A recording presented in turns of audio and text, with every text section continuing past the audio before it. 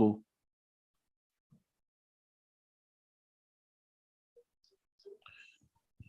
Good evening, everyone. Welcome to FanView. Welcome to another episode.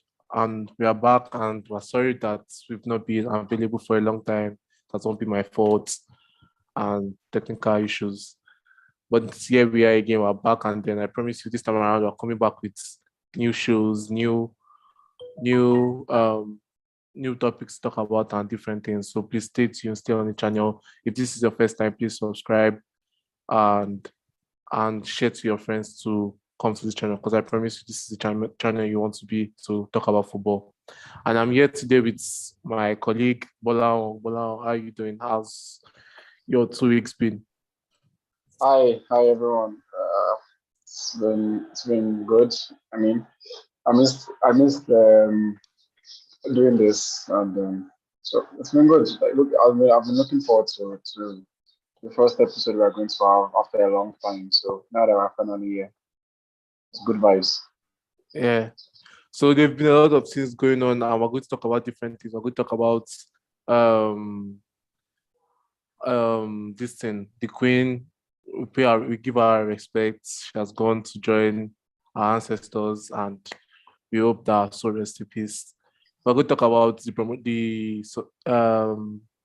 the suspending of games last week. Talk about what Todboli said about football in general, all-star games and everything. And we're going to talk about tomorrow's games. As you know, my team is not playing, which is for the first time in a long time. I'm going to say it's sad that my team is not playing, because when they were losing, I always wanted them to play, but we're not playing. And our next match, which I thought, by that match, we would have won 5 in a row going into Man City. They've just killed everything, and now we're going to face Man City. We don't know what form we're going to be in. We're just going to face them. Well, there's so many things to talk about. So we're going to start with the Queen. The Queen dying last week, Thursday, and the suspending of games. What was your opinion when you heard that? Yeah. I mean, generally England has not had like such ceremonial like events in like how long, Yeah, 70 years. So yeah, since she's been there, like she has been there for like quite a long time. So it's quite normal that I felt, well, honestly, like I felt like the first week, last week when it was suspended, I felt it shouldn't have been. Probably this week, ahead yeah, of the burial ceremony and all of that. But I thought last week was a little bit weird. I think it shouldn't have been suspended, but there we have it, right? Like some guys just have to make decisions, and then we have to like stick with it. But yeah, I mean, this week I totally understand, right? Like, getting to like have this sort of big ceremony, the Queen of England, and mhm, then all sort of dignitaries and officials, presidents all over the world, So there's like a very, very high level of security detail. And then mhm, there are some matches that are supposed to happen this weekend, like Manchester United versus Leeds or Chelsea versus Liverpool. I mean, this kind of matches actually, right? Like from the fans, like from the match before the match starts, there has to be like enough security yeah, provision because they turn out to be like rivalry fights and then clashes, between supporters of both sides, especially when yeah. it's a big game or it's a very old rivalry, stuff. So it's quite understandable why some matches are postponed. So well, I'm sure by next week everything should be fine and back to normal. Yeah. My next week, everything should be fine. Next week is international break, though. So, Oh, sorry. Yeah, so my international break. Yeah. I hate international break. God, so annoying. But then, we've last week, yeah. Why do you think the Premier League board decided? Because according to people in UK, friends that we've heard from, and what we saw on TV, cricket carried on, rugby carried on. So what do you think Premier League decided, oh, no football this week? Do you think it's because they felt the football fans won't be able to have a minute silence? Because, Liverpool, when they were doing against Ajax, when they were taking a 1 minute, you saw the Liverpool supporters booing, some of them booing.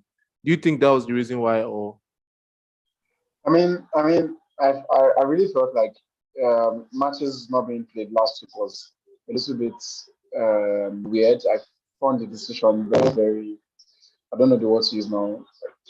Why you get like Yeah. If it were this week, right? Yeah, people understandable and fine. But last week, I just felt that's a little bit premature decision from Premier League.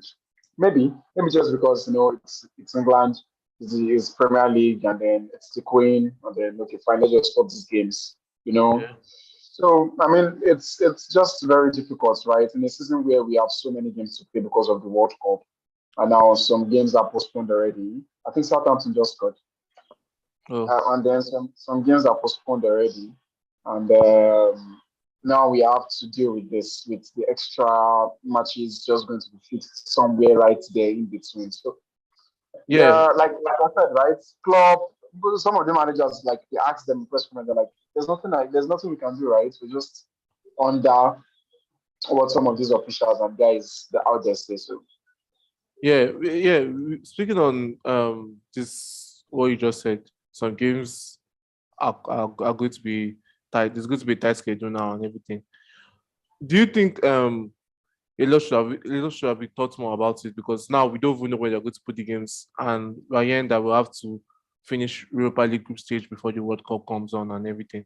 And do you think the players are taking into consideration with the decisions that is being made by the Premier League board? I mean, honestly, right? Not even just the Premier League, like Champions League and then UEFA generally, right? Like, why should there even be a Nations League, like in the first place? Why we play Nations League? Like, I just feel like it's some celebrated friendlies, right? It's like just try to create a competition out of any other thing. And then there is a talk of expanding the Champions League group stage, starting from next season or 2 seasons to come. Mhm. There's just everything that is almost being done is just to make more money from broadcasting rights and then to like make more entertainment value for the fans, but Mhm. they hardly consider the players. And as unfortunate as it sounds, there is actually like very little that can be done about it. So I feel like they do not consider the players whenever they make most of these decisions. Yeah. Honestly, Yeah. And then we had this. There was a discussion saying that London games, most of the London games are going through, apart from Chelsea, apart from Chelsea being and Crystal Palace, which was already postponed anyway. But then Manchester Leeds, yeah, a lot of people have been asking why is Manchester United Leeds being cancelled, and I think it's because of the rivalry between the yeah. the two teams. And Um, apparently they brought Arsenal's game forward on Sunday. I think they were meant to play by like three, but they brought it forward to one. They brought it forward. Why couldn't they just do that for Manchester United? What do you think their reason was? I mean, Arsenal Brentford, right? For all these football matches, I'm pretty sure I don't live in the UK, but Yeah. from what I've read and from what I've seen, very sure like there has to be like some amount of high level security because it's even normal. Like even watching in the ball house naturally, there tends to be like lots of arguments and fights and disagreements. Imagine Chelsea and Man U playing in the ball house, and then you say something where and someone's like, "Why are you saying that?" Like some Hmm. of these there are matches like this, right? They are very, very like they can easily stir up controversies and then fights and arguments very, very easily. So, when Manchester United is playing Okay. Leeds, Okay. there has to be like a very, very high level of security like around and present because it's a rivalry that goes back into the 90s, like right from time. Like they've always been against each other and then fight and then you imagine Chelsea Tottenham was supposed to play this week, this Yeah. weekend. I'm very sure they will postpone it because there are matches like that are very like the fans probably because Leeds have gotten weaker over the years. On the pitch, it may look like okay, it's just a little bit of a mismatch. But some of these fans actually take these things like, no, no, no, I don't want to do it. It's a very old rivalry. It's something that we have to like, uphold. Whenever we play against each other, it has to like a very hostile environment, hostile atmosphere. We have to make sure that the away fans don't feel at home. Do you get some? So Yeah. it's just there is no enough security personnel, I would say, to just make sure that okay, everything's going to be fine, like assuredly before the match. So that's why I guess. Yeah. To our viewers, that was a mistake. Southampton was not scored. Oh, not good. No. Oh, I'm watching Fulham Nottingham Forest now. Sorry. So Nottingham nothing. has scored. Sorry, Nottingham Forest Oh, has scored. okay. Okay. Okay. So finally on this thing, on the postponement of games and everything. What do you think? What do you think needs to be done? Like, I mean, there is nothing we can say anymore, right? Like, It's been done. sorry. Well, what do you think your opinion should? What is your opinion on Arsenal versus PSV? Because they Right? postponed Being that. postponed. Yeah. Do you Yes. think like they postponed it already? But like, do you think they should do what they did to Spurs last year, where they said they should forfeit it and everything? And if not, where do you want The them to play Spurs, it? the Spurs later gets forfeited. Yeah, they forfeited all their matches in Conference League. That's why they left. Oh, Yeah. that's crazy. I don't know. I mean, it's a situation that's a little bit beyond Arsenal's control. I don't know. UEFA should be able to understand. And I don't know if they forfeit it, that's Arsenal, but I don't care. Aside as but aside that, right? I feel like there can always be like a time or a particular fixture where it can be rearranged as long as PSB is ready to like okay fine, let's play. I think everybody can be fine and good. Oh, okay. So now we're going to move to Todd Bowley's comments over. First of all, before we move to Todd Bowley's comment, I don't think in this channel we've spoken about Tuchel's getting sacked. So, what was your reaction when you heard that? Oh God, I was like surprised. Like surprised is like just a little. I don't know the exact words. I was like wow, like why? You get. But if you remember when we were doing preview of this season, right? I was like it seemed I might probably predict to struggle and people might not. I think I said Chelsea at some point Yeah, because yeah, it's I Chelsea. felt I felt with the movements in transfer market and is some of them people's comments after especially after the Arsenal game that they lost in the season friendly. Yeah, It just felt like does is this man actually like not in sync with this group of players anymore? Like it's just looking like it's the relationship was actually falling down, fading. slowly and crumbling. Yeah. Yeah, But I mean, I do not expect Tuchel to have been sacked at that point. I mean, if there is anybody that can actually make things work, I feel like it's him because I feel he's very good. yeah, But at the same time, I think the sacking was a little bit more of like a glance into the future. Like, I don't think it was entirely based on the fact that they lost to Dynamo Zagreb in the Champions League. I felt Todd Bowley and his ambition were like, okay, fine, we want to like look for the manager that we are going to like plan the next few years ahead with, and then one or two things. Because I read from Fabrizio Romano like when they were buying Cucurella, like Todd Bowley showed how much he knows about like Graham Potter, like the clubs, the CV, the clubs he's moved to, the clubs he's coached. Like when they were like discussing or something. So I think it's been a plan in the mind of Todd Bowley like over a while, and yeah, so I don't expect because to find it too long to get a job, like a very, very top class job. I mean, he's a good guy. He's a very good guy. He's like I usually call him a cop manager because the kind of manager that like likes to tweak his tactics according to how the opponents are playing. So yeah, like his game management is very, very good. So I think he won't have any issue getting a new job, and he was paid out fine. I don't know how much he collected for the sack. So yeah, surprising, but Potter. I've always rated Potter. So we yeah. look Before forward to see before him. before we get to Supporter and before we get to Supporter, but let's talk about Tuchel now.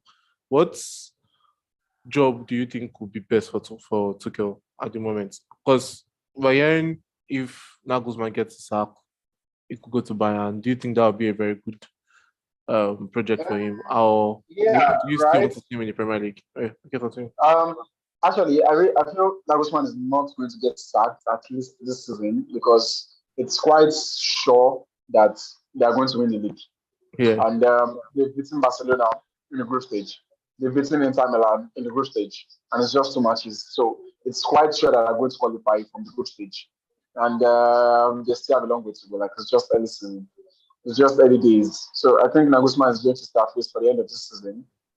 mm-hmm. But a job that I can probably link to go like very, very quickly, it's probably the Juventus job. I don't know how interested he's going to be in that particular position, but I feel Allegri is treading on like hot stones right now. Like I think Juventus are like winless in like 4 games, and then he's lost his last match to Benfica in the group stage. Like lost a drew against this team that Milik got a red card for celebrating 2-2 after coming back from 3-2. So like Juventus' performance has been really poor, and I feel the Serie A with Tuchel, with the Chelsea's Tuchel that we saw will really be a great match, right? Building from your defense and then getting to like show off your tactical abilities and prowess and all of that. So I feel if there's any job, if Tuchel is going to get a job this season immediately, most likely going to be the Juventus job unless results change very quickly. Because I do not see him managing Sevilla because I feel Sevilla is another team that is actually performing badly under Lopetegui, but I do not see him going there. So Juventus most likely for me, and he's going to wait to the end of the season. I think Ancelotti is supposed to retire like this season or the next, after next season. So I mean, is the kind of guy that is still strong enough to say I want to apply for any big club Yeah, jobs. okay. Was still on Chelsea though, but like, what's because when I like what you said when you said you feel is a Champions League. I'm sorry, is a cup manager. Yeah. PSG, do you rate that manager? And do you feel like it's going to stay PSG. beyond this year? Yeah. Okay. Got Christopher Galtier. I actually like knew him from Lille, right? Like Yeah. he really had like a very good team, well set up, but more defensive minded. And then 4-4-2, classic 4-4-2. And when it was coming, we were thinking, I was going to work with PSG. And then Yeah. he actually did what all of us have been like saying. Yes, now they have 3 center backs that are great, 2 wing backs that like flying to the front, 3 forwards that are like at the top of their game if they want to be, and then a midfield that is good, and PSG should be flying. And I see so far they've been flying. Like obviously, Neymar has been like in the form of his life, and then they've been playing really well. So, and I think the only reason why before I used to think, okay, fine, maybe PSG might get sacking earlier is because when El Nasser Kafia, or was that their sporting director, was still there, they Mm-hmm. tend to like go after the like more high profile signings, want to sign the top players in the world, want to give the most salary. But if we look at their transfer business this window, right, it's been very shrewd. Like buying Renato Sanchez, Vintia, you know, these players are like sort of add value to your team, and they don't have to like be the biggest earners. Like you don't have to be like the most expensive players. Buying the actual players that they actually need, right? And then changing the sporting director to Luis Campos, and then it's like PSG is trying to like restructure. So less of buying the flashy guys and more of buying the important guys that we actually need. So I mean, it's a new era. I feel so. I think it should be fine. I don't think PSG should have any issues with Gautia, at least for this season, unless things go considerably terrible, and that's going to be difficult because I see them winning their league. I see them going far in the Champions League. So it's only the Champions League that could prove to be a stumbling block for him. And yeah, Okay. So now I'll going back to Chelsea. Now going back to Chelsea, you said you want to get to go to either Juventus or you say you just oh I think okay. Okay, so you don't see him as a good fit in Bayern. yeah, he's actually good enough to coach any team. But I feel right now, Bayern, Julian Nagelsmann is still secured up to a very good extent. Okay. So now let's talk about Chelsea. Chelsea sacked Tuchel, and we were hearing the news it was between Graham Potter and Pochettino. For you, who was the best option? Do you think Chelsea were Okay, the best option? I think this is quite difficult, right? Because I feel with Pochettino, right, it comes with a little bit of experience and managing at the top clubs and all. Mm-hmm. At the same time, I mean, with Potter, you have the chance to build things ideally the way the administration wants to. Starts with a manager that wants to start from the scratch with some group of players, and then over the years gets to create an identity, a But collective. but but then I mean, this guy can do it too. Pochettino. I mean, he can. Yes, he can Yeah. do it. But at the same time, looking at Potter from Brighton, you really feel like there's so much potential to this guy if things can actually go right. Like I personally feel like that. Pochettino is actually good. I still feel he's a very world class coach, aside from the fact that PSG's job was just like one off. But I feel I sort of understand why Todd Bowley has started to go with Potter, having the British manager in the London club and then trying to like you want to build this identity of Chelsea, and then with a coach that we all know that his philosophy is to play good football, right? And then Yeah. maybe the trophy does not come yet. I mean, until Pochettino went to PSG, he had not even won any trophy. But sometimes when you get to a good team, the trophies come naturally, right? So I feel Potter is not a terrible option. I feel it's sort of like if I was going to grade it, probably like a 55 to 40. 55 to Pochettino, 45 to Potter. So that's pretty close. So, but Potter is actually an alright option. So hopefully things just go fine for him because I feel he's a good guy. Okay, so the problem I have with this deal with Potter is that Todd Bowley sacked Tuchel because they were in the same wavelength. Like the business he wanted to do, Tuchel said no and everything.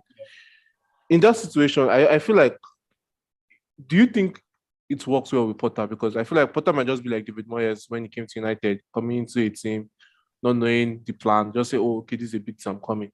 Do you feel like those discussions would have taken place with Yes, Potter? yes, because looking at Potter, right, when he came to Chelsea in his backroom staff, he actually came with his personal recruitment guy. So there's a guy that he works with right at Brighton that helps look for recruits and potential transfer targets, which might not be necessary in Chelsea because I feel what Boli is trying to do is trying to create his own football dynamic and pyramid. Like from the moment. Chelsea lost their football director. What's her name again? Marina. Marina. Yeah. Alongside Czech. It's been a little bit weird for Tuchel, right? Because Tuchel is kind of manager that wants to just coach. He doesn't want to be so much involved in the other aspect of Yeah. getting to see it, and then we are discussing about other players and how we can do it. But I felt Tuchel actually tried because especially during that Abramovich time, and then it was like the old world was against Chelsea, no owner, and then things were difficult in the club. I think he really tried to put up a good fight. But that's not the kind of person he is, right? He's kind of manager that is like, okay, can you guys just do your job and let me do mine, Let me just focus on the coaching and all. But Potter is a little bit different, right? I feel coming from Brighton, where everybody else is like inclusive in the project, Potter is like a kind of manager that is most likely going to be like, fine, if you want us to talk about transfers, yes, that's why I even have a transfer guy in my backroom team. So I feel it's really sort of aligns with what Todd Bowley wants because it Yeah. makes it easy. But at the same time, I mean, in the long run, Chelsea are looking to appoint a director of football very soon. So that's less worry for Potter to concern himself with stuff like that. So I feel everything is actually in place for it to actually be a good deal. But then we have to wait for it to happen, right? We've seen better matches and terrible failures. So hopefully it's just works fine for him, for his Okay. sake. Okay. So your prediction, do you think Potter will stay the whole 5 years in his contract?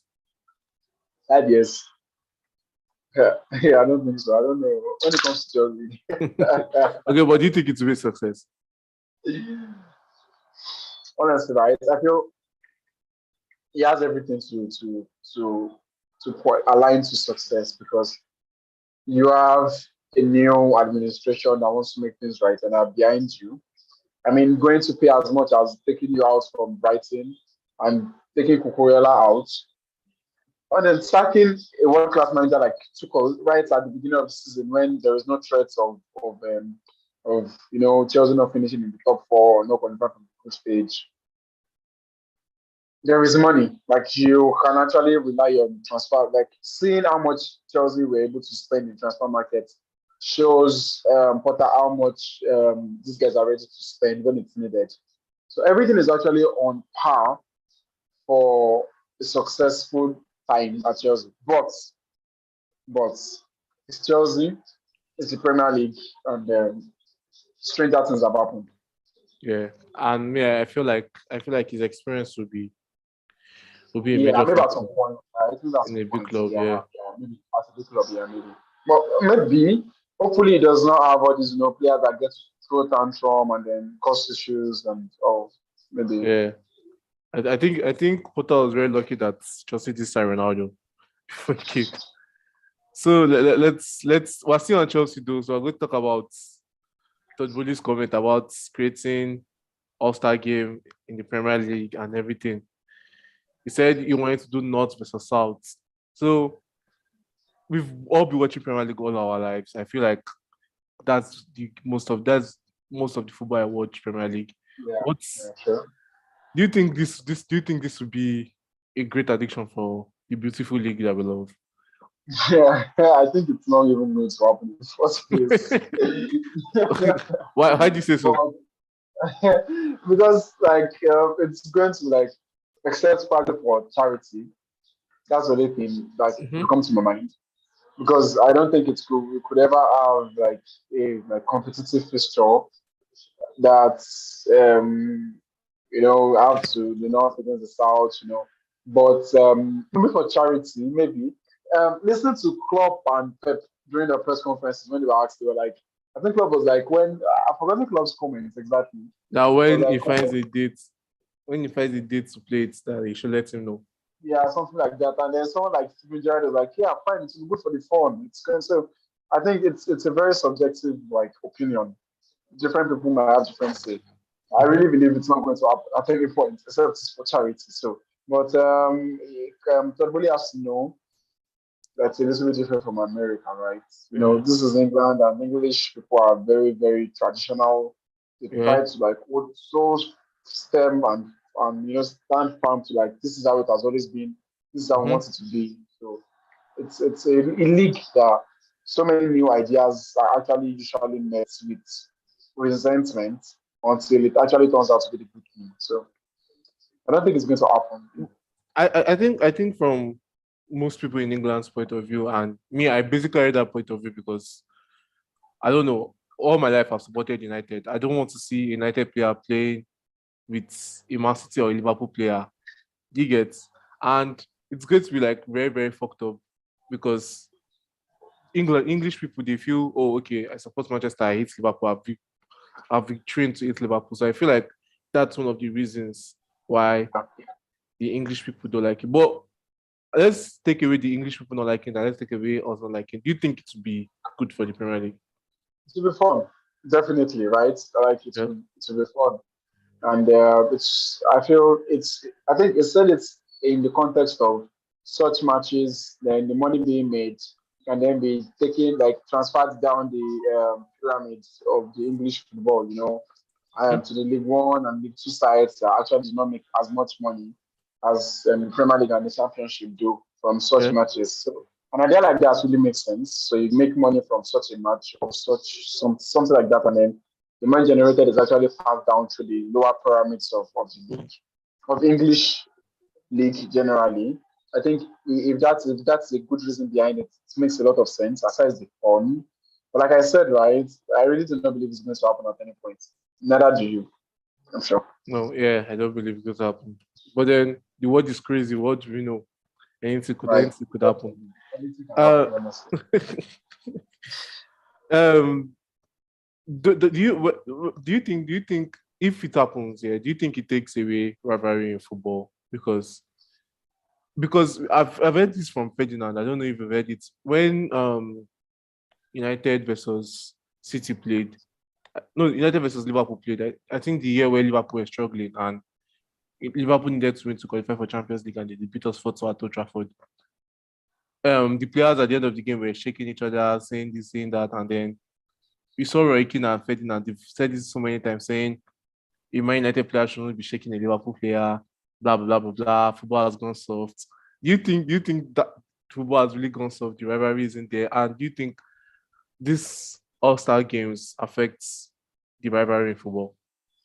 I mean, I mean, I don't know what the definition of football has gone sort, right? Is it when we play against each other, we should just look at it like, I see, I'm going to kill you the next time. Like, I mean, things are actually so much different now because some years ago, all these rivalries were so intense and tough Yeah. that weeks to the matches, you see how crazy and tense the atmosphere is. Like before, in the El Clasico, right? In fact, once La Liga fixtures are out, the first thing everybody goes to look for is when is the El Clasico? When are Yeah. they playing? Mhm. But now they are playing El Clasico as a friendly, right? So it's like it's different now. So it's not as uptight and then so Yeah. intense. But I mean, the rivalry still shows on the pitch. The system of these players wanting to give their all to win such matches. Yeah. But I think what is different in this era is when the final whistle is blown, then we are all footballers, right? We are all players Yeah. trying to make the best for our clubs. So there is no reason why I should walk around with resentment and anger, and then I don't want to greet you, and then you shake your hand, I slap it away. It's a little bit different now. So I feel this such, there are always traditional fans that they believe because it's like this in 1902, it should be Mhm. like this in 2002, it should be like this in Mhm. 2022. So there are always guys like that. Like you want it to be like that from today, tomorrow, and then the next. But it's not like that, right? It's a funny world that we live in. Things change every day. Yeah. So personally, I do not really like Roy Keane as a pundit. I feel he does too much of emotional talking. Like practically and what I expect the pundits to say, I do not hear from him. What will they say? It's conserved.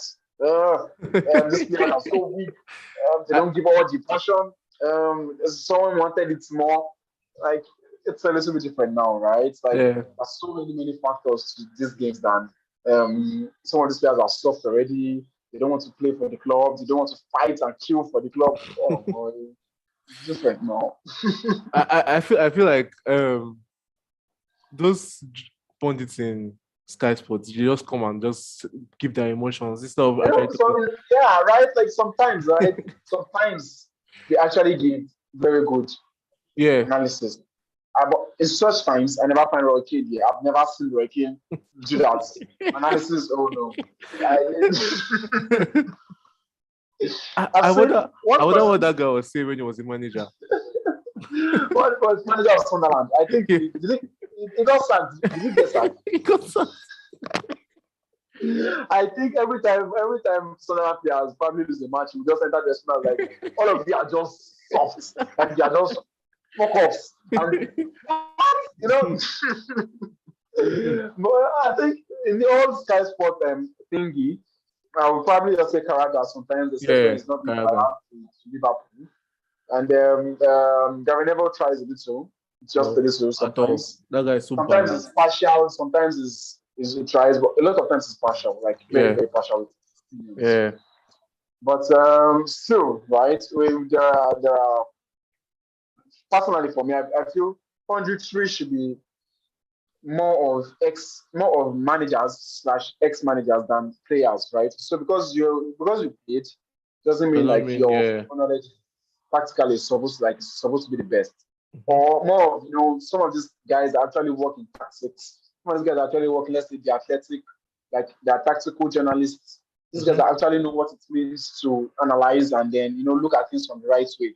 Yeah. But sometimes, right, having player views might be different because I think I watched after a match, Man U against Brentford, and I was listening to Paul Scholes. Some of the analysis he gave was like, as a midfielder, there is a particular body position you're supposed to have, supposed to Yeah. receive the ball, stuff like Yeah, I that. think I So that think I think Bosco is a we very actually good try. So I think pundit. like Yeah. there's a space for ex players, right, to be able to like when they talk from experience, from being on the pitch. But Mhm. when it's about tactics, it doesn't mean to be on the pitch. Like there are guys that should do that. They should be guys that are ex managers or guys that like that's what they do for a living. Read tactics, work with tactics. Not guys that like come and tell us your passion is not strong enough, or you are a sore loser. That's why you're cool, Let me say a real story quickly. So there was a day Ferdinand was talking on BT and then he said I don't know if you remember. I know everybody probably knows the story when Ronaldo was saying that Ferguson let him go and see his dad when his dad was sick and everything. And then Ferdinand came to point it and then he was saying he was that when he heard that Ronaldo was going on leave, that he was so angry that he was like, why would Ronaldo go on leave at this critical moment? That it was just his father being sick. And I was like, what? So what message are you trying to pass? Are you trying to say, okay, football is more what's more than your father's Yeah, life right. or Yeah, something like that's how Rocky does. Rocky is always talking like football. You take your guts, man. okay. I think a very, very funny scenario was the Richarlison thing. I cannot imagine. Like, you have to see the backlash. It's so crazy. I think we talked about it. Richarlison, Yeah, showboating and yeah. against the Northern Forest. Joaquin was like, if I was there, would have probably kicked him off the field. I mean, this guy is right. They're just some of them are just really privileged to be the ones to talk about this. Okay, before we go into tomorrow's games, we're going to talk about the Champions League. 2 games that we played, and who do you think is which team has impressed you more in this Champions League? And do you see City your team? Do you think this could be the year? Okay, talking about the team that has impressed me the most, I'm going to have to think very, very deep.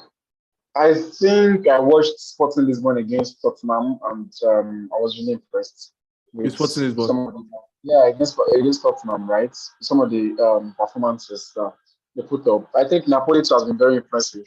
I watched Napoli against Liverpool, and they were all over Liverpool. I know Liverpool's been like really shaky, but Napoli so far, I think 2 games, 2 wins, and about I think 7 to 8 goals already scored.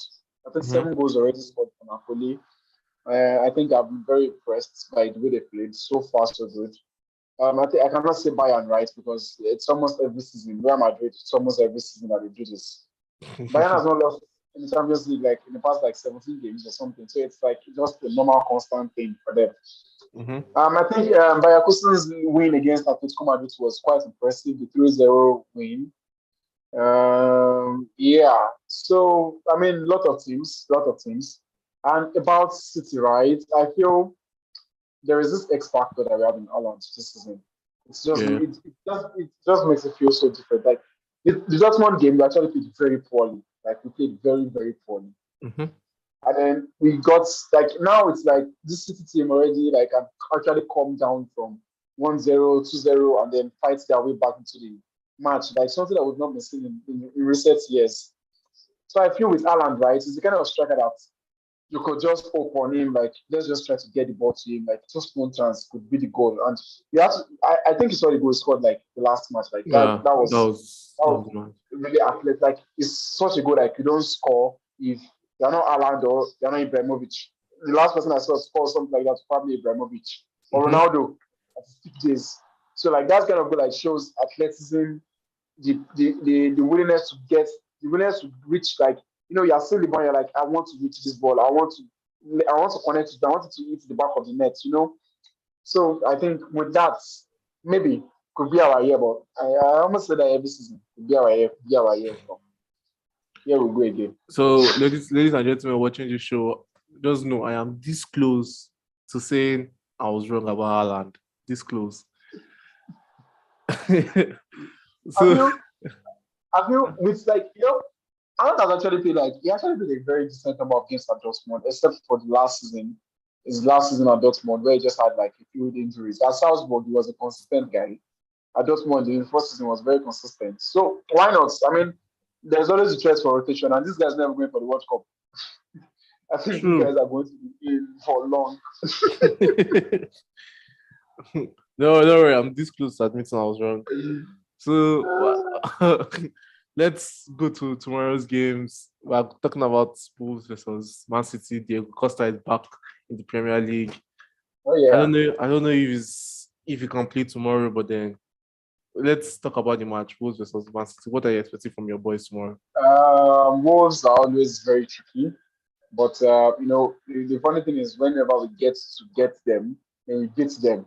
Because I can remember last season, KDB, it was KDB versus Wolves. I think KDB scored like 4 against Mm-hmm. Wolves, second leg. So, I mean, Wolves are quite tricky when they want to be. And then now, we're already seeing a Wolves that's gradually like wanting to play the ball more. If you look at our midfield, right, you have Yao Montiel, you have Nunes, and you have Ruben Neves. So it's a very technical midfield, a midfield that they want to play, and then you have the ball, and then, cause some problems. So I Mm-hmm. feel it's going to be tricky, but I don't know. I shouldn't expect anything less than a win, especially after the very, very disappointing performance against Dortmund. Mm. So you guys, as a Man U fan, I'm praying Man City wins tomorrow because I don't know. I feel like Man City cannot lose 2 games in a row. So I wanted to win tomorrow and lose on October 2nd. So let,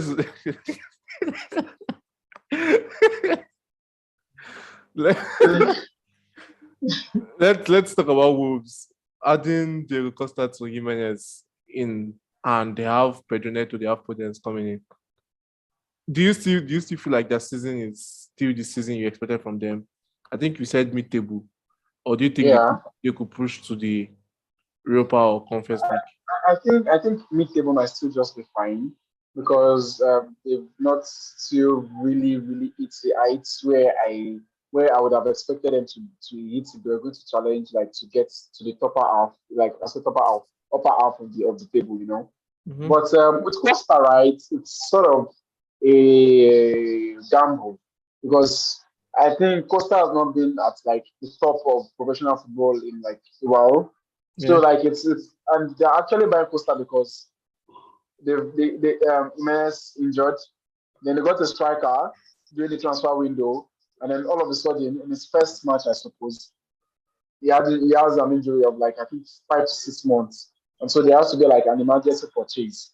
But if you can get Costa back to Costa, and then it's going to be like a very good deal.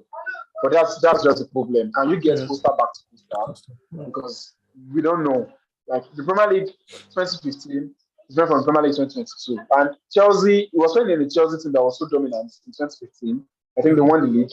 Yeah. And then, yeah, now it's Wolves. So it's going to be like a little bit different. But you can't write Costa off because he has this fighting spirit. And sometimes the fighting spirit is not enough. But hopefully, let's hope he's able to like show us the Costa that we've always known. And so I mean, a firing Costa and then a little bit of luck on both sides. They get to score more. Yeah, maybe, just maybe. Maybe Europa or Conference. Conference, Europa, and out. Okay. Um. So let's. So I'm moving to the next game, which is Spurs versus Leicester. I mean, there Oh are two yeah. games that there's a game by 3 o'clock. By 3 o'clock tomorrow, Bournemouth versus Newcastle. But before we go into that, what was your score prediction for Man City? For Man City Wolves, What was there? I don't like to predict my team games. But let's just say 2-0. It's only Man City. I'm going 2-1 Man City. I feel And Wolves then will you want score. Man City so that you will beat me. let's talk about Spurs with Leicester. Today I woke up and then I was trying to check the games that were going on tomorrow and this one. Then I saw Spurs versus Leicester. At first I was very excited, but then I remembered Very Leicester poor is right now. very poor right now. What are your expectations in that match tomorrow? Honestly, I expect Spurs to win, right? I feel it's just going to be a win for Spurs. But I'm still waiting for Leicester to like come back. I do not know if it's. I feel the board actually wants to give Rodgers enough time because he was not supported in transfer window. So a lot of these Yeah. things that are happening are something like this, like the results you get from not actually backing your manager in the window. Mm-hmm. But at the same time, I mean, the squad that he has should still be enough to perform better than being the last on the table. I mean, you have Madison in there, you have Van Ndidi in there, you have Etsy Elements in there, you have Johnny Evans there, You have Somare Diaz. So you have some players that should be good enough to at least let you, even if you're not in the top seven, top eight, at least you're on and around 10, 11, 12, right? But being Mm-hmm. the last on the table after 7 matches is very, very poor, despite the fact that they didn't get to sign. Honestly, I expect this to just be a spanner in the Juventus and then they just beat Leicester again and then same old story. But I have not been entirely pleased by Tottenham performances. Exactly. Exactly. I Yeah, was going to ask that. yeah, exactly. So I feel like they've been able to drag out some wins just because I feel it's because it's Conte, right? So Yeah. Conte has this ability to make his teams grind out some 1-0s and 2-1s. And then the game against Sporting Lisbon actually showed Tottenham could really go from good to terrible very quickly if Mm-hmm. the opponent team actually gets to know the weaknesses which people can exploit. So I don't expect Leicester to win because they're in such a terrible form. But if Madison and let's say Vardy or two or three Leicester players decide to turn up, I think Tottenham could have a handful. Yeah. So I don't know if you've been hearing about the Son incident, saying Conte saying Son shouldn't expect to be in start lineup all the time. Nobody's above that and everything. What do you think? What's your reaction to that? Do you feel has Son be really that poor that Conte had to come and say that? And as a manager, do you think it's right for Conte to say what he said? Hello?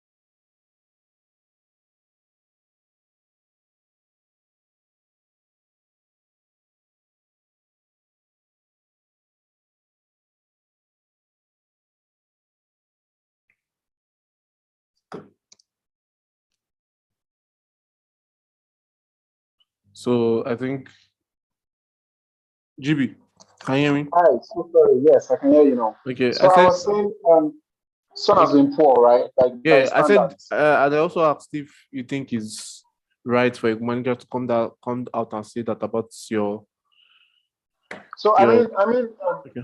Conte has been the sort of manager that like feels like he does something I call reverse psychology, right? So he Mm-hmm. tries to criticize you in the public and expects you to prove him wrong. And then he comes to say, "Oh yeah, I think last season after a 1-0 loss to Burnley, he came out and it was like, this players, I don't know if I'm the right manager for them. I don't think I can keep on I don't think if I don't get to win, I don't think I'm the right manager. I'm all about winning, blah blah blah. You know, criticizing the players and their mentality, and then it's sort of brought out, sort of brought back Tottenham to life. Like we've not had a world class manager like this in a very long time, so we shouldn't misuse this opportunity that we have Conte. Like we should give all, So it does that sort of thing. It does like a little bit of reverse psychology. He says something and I'm expecting you to prove me wrong. So Yeah. I think that's what he's trying to do. And Richarlison has actually been in good form. Mm-hmm. Kulusevski has been in good form. And you do not want to put a player that is in good form and is strong enough to be in the starting lineup on the bench while you are keeping Son on the pitch based on we all know Son is exceptional. We all know Son is good. And I feel if Tottenham has played Man City, Son would have probably scored and he will be fine by now because there's no day he plays against us that doesn't score. We are like his happy ground. Mm-hmm. But I feel it's come to a time where Son has to take a look inward and say something is wrong, and Conte has to be like you really have to sit and take it up on yourself now to get yourself back into the team because nobody actually deserves a place in any team based on merit. But then is it Son and Kane above that level yet? I mean, yes, they are. To be honest, I really do not want to find myself saying Son is not in that level. Mm-hmm. Son is in the elite bracket of players that we have in the Premier League. You cannot count 5 attackers on your left hand and you don't put in Son. Yeah. So, but at the same time, like I said, you already have a Richarlison that is good enough to play across the front line anywhere. Mm-hmm. You have a Kulusevski that's playing very well, and then we have a son that has offered little to nothing in a long time. This season, I don't think he has any goal. I don't think he has up to an assist or two even.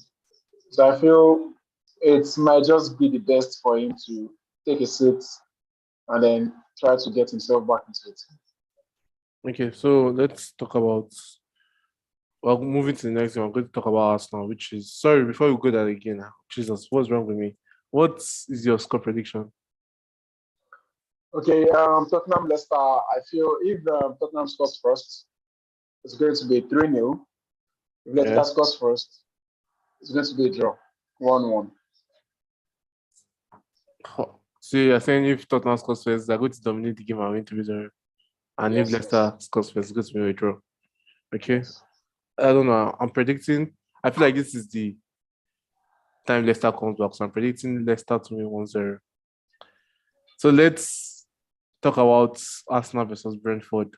Arsenal has been flying to the Mets, a big team, Manchester United, and they lost. Thank you very much. Thank you very much. I take that. I take that. So it's Manchester United and then they lost.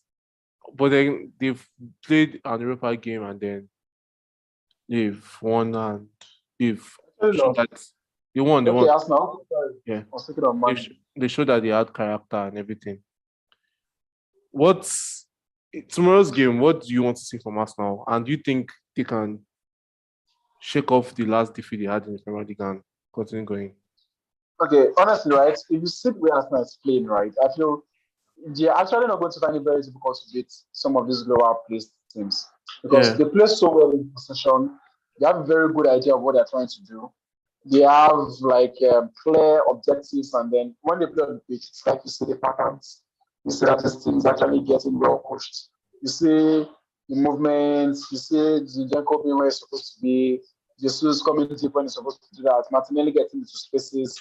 Saka keeping his weight. Like you can see the team actually showing this team is actually being coached. And I think when you play against the teams in the lower bottom part, you actually get to beat them.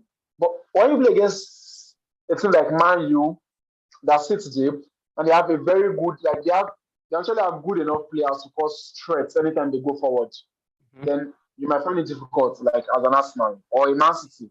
There's a period on that OGS that like Man U keeps on beating us, no matter how good we are. No Yeah. matter how long of an unbeaten run we are, once we meet Manchester United, it's a defeat. Why? Because the way Man City and Arsenal plays, I don't want to directly compare Arsenal to Man City, but this season so far, I think they've actually been very good. Yeah. Positional play and possession and everything you want to see. They actually find it difficult, play small teams well, keep the possession, score, and then stop the other team. You can always score when you have the ball, right? So if you are the team in possession, you get to have less worry, especially when you are playing against a team that they do not have. It's different when Bedford is on the counter and then Tony Bamboo, what's his name? And some of what these that players are running towards your goal. Now when Rashford, Sancho, Bruno, and everything are running towards your goal, like it's so different. So with other big teams, like they can actually be susceptible to the kind of defeats that Man U gave them. But with small teams, I feel Arsenal should be fine. Okay, so what you just basically said there is if Ten Hag can make United start playing well, they'll be unstoppable. That's what I got from there. So what's Brentford? How is this question I've wanted to ask on this channel, and I want you to answer. How good do you think Thomas Frank is? And okay. yeah, And yeah. And how good do you think Brentford are? That's what I was going to say. I rate both Thomas Frank and Brentford very highly because I feel coming in from where they were, I don't think they've played the season in the Premier League before last season. Have they? No. I don't think so. No. And then trying to perform and finish as strongly as they did. Last season, first half of the season, they performed very, very strongly. And then something with the smaller teams during the second half of the season, a little bit tougher, and then you just have to pick your points and then go on with it. Mhm. And so far, this season is the same. They've been performing really well in the first half of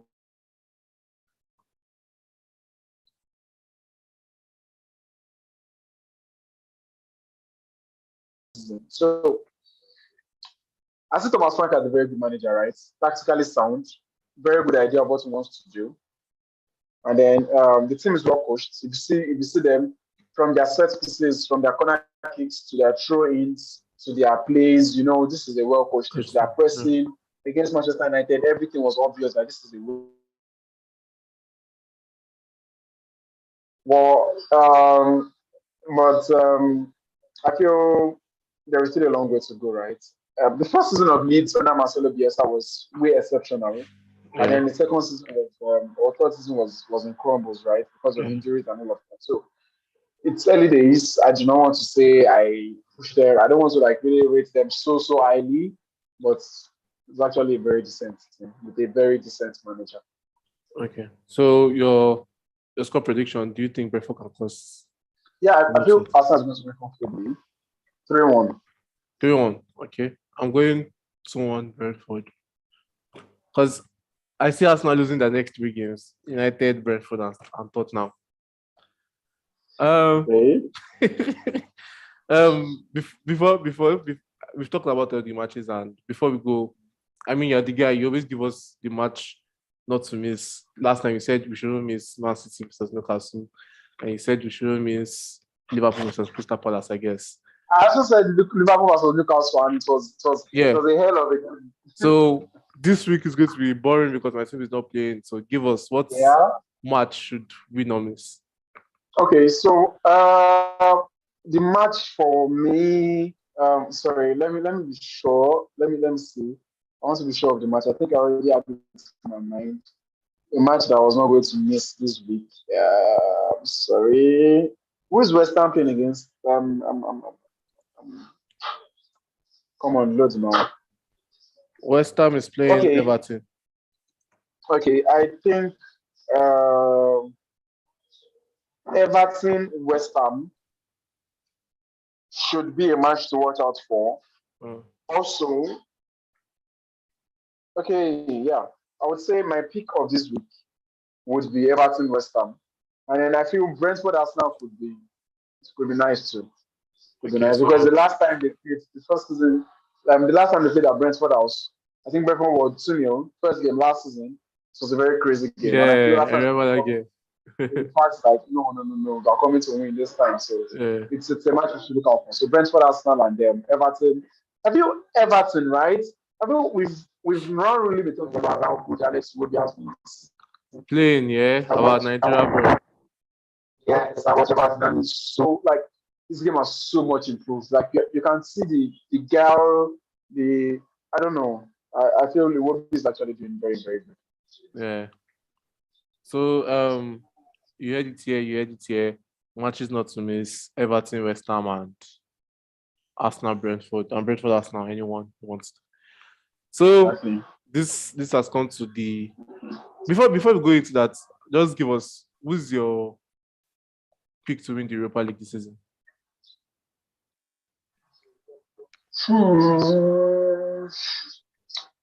I would say mine, maybe. But I think we have Arsenal. We have Arsenal. I think Arsenal, Arsenal is going to get to later stages. Arsenal is going to get to at least the semi-finals. I don't understand. People don't learn. Arsenal cannot win a European trophy. This is made for us.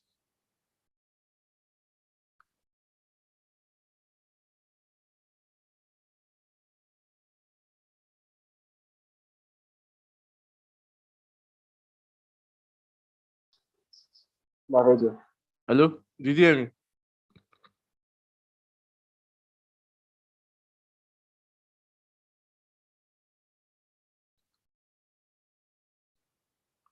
Hello.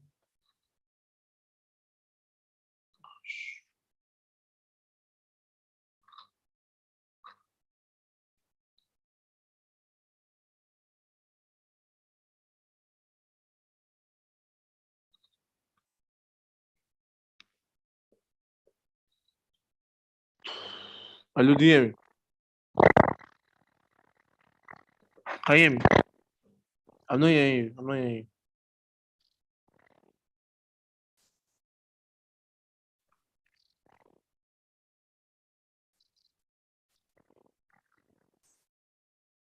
Hello?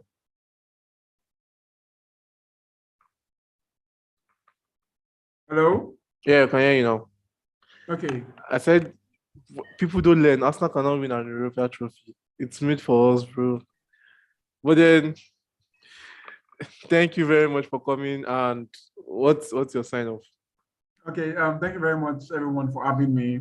It's been really fun. I feel me being with Moyo one-on-one as really like it's a little bit faster and then more, more interactive, Yeah, and then we get to talk about things, yeah. see things from our own point of view, and then from his. So it's nice. I'm pretty sure next time will probably be more than this because it's more fun when you get to listen to different people and different opinions. Yeah. But yeah, we're back and we're back.